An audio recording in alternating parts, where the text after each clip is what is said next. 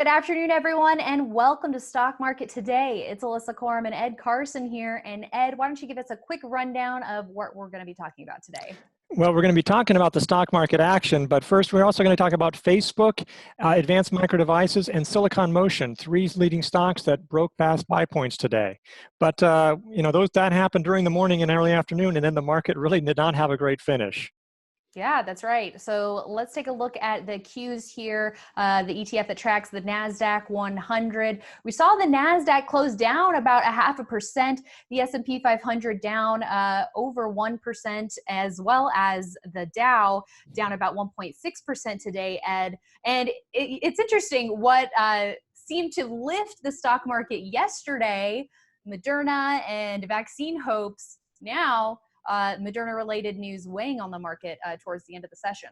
Yeah, it doesn't mean that the Moderna news was wrong yesterday, but some people were pointing out, they didn't really give any data. It's very early news, like 8 patients. We'll have to see.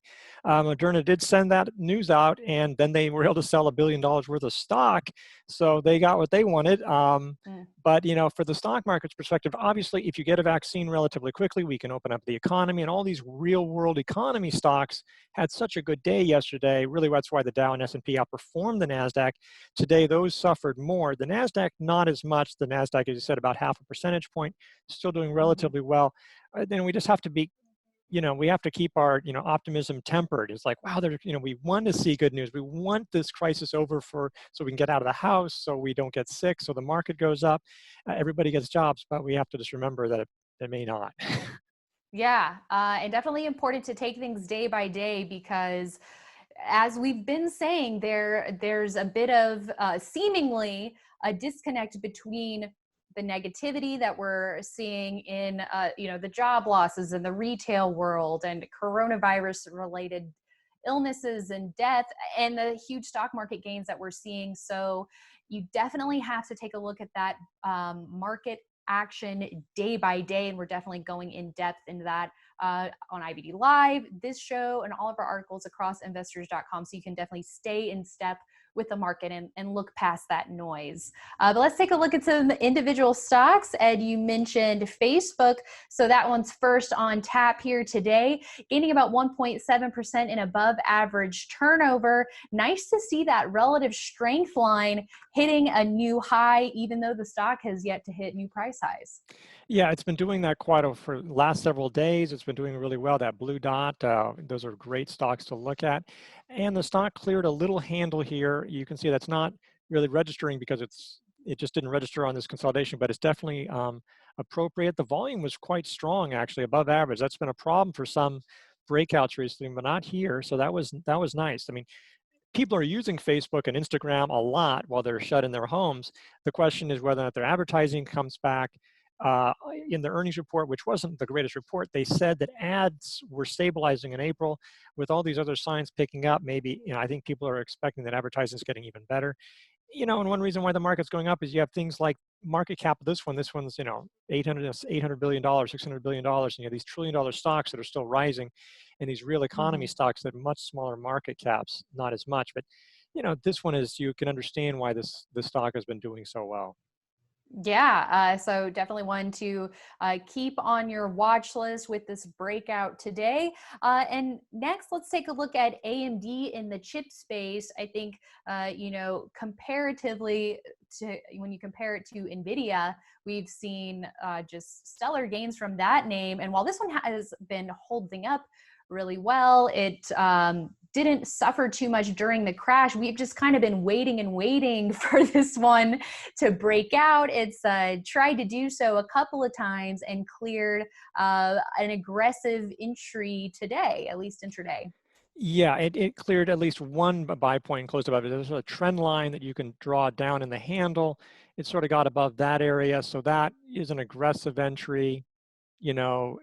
Keeping in mind that NVIDIA earnings are coming up later this week and that could influence it. It also got above last week's high intraday, but backed off of it when the market pulled back.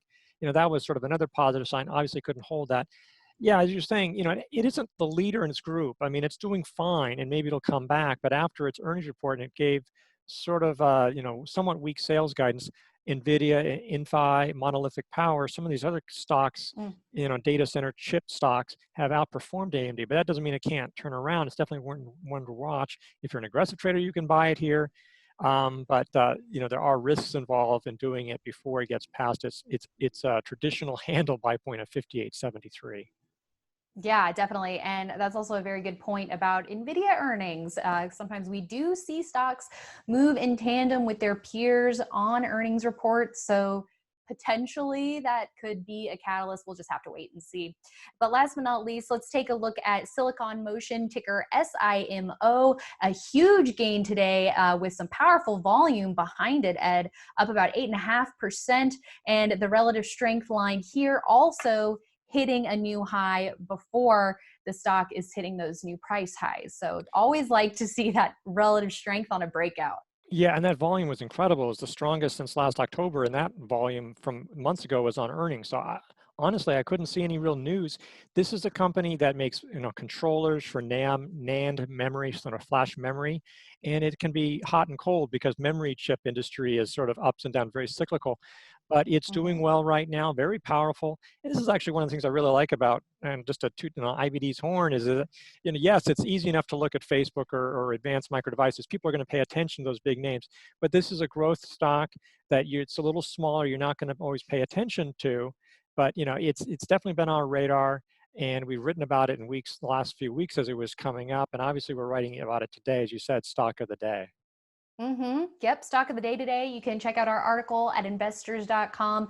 You can get to it right from the homepage there. So make sure you go to that to check out more details and some background on this company. Like you said, we are all about uncovering those hidden gems, not just focusing on the big names. We're looking at them all through the lens of technical performance as well as those fundamentals as well, all very important there.